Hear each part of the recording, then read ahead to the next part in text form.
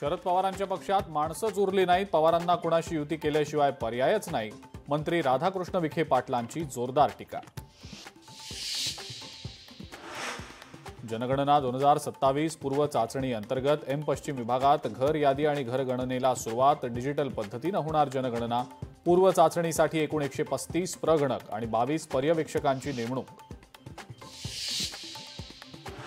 कल्याणमध्ये भीम महोत्सवाला सुरुवात. 14 ते 17 नोव्हेंबर सलग 3 दिवस भीम महोत्सव आयोजित. नामवंत गायकांच्या माध्यमातून केलं जाणार समाज प्रबोधन.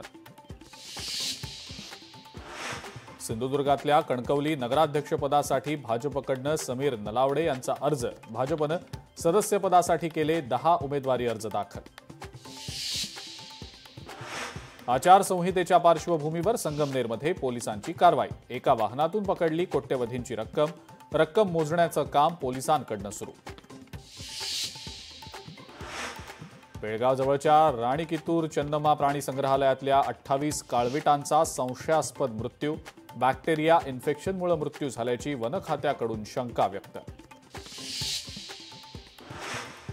भिवंडीच्या शांतीनगर परिसरात डंपरचा अपघात. रस्त्याच्या बाजूला उभ्या असलेल्या 6 वाहनांना डंपरची धडक. वाहनांचं मोठं नुकसान. नंदुरबारच्या शिवण फाट्याजवळ बसची कारला धडक.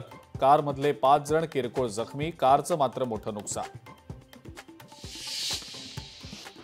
नवी मुंबईतील ड्रग्ज रॅकेट उद्ध्वस्त. तळोजा कळंबोलीमधनं 2 जणांना अटक. 1,17,19,500 रुपयांचा मुद्देमाल जप्त.